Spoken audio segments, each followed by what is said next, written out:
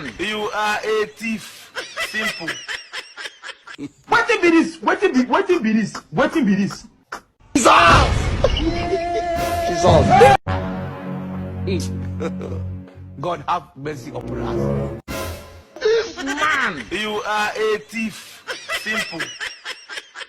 Wetin be this? Wetin be this?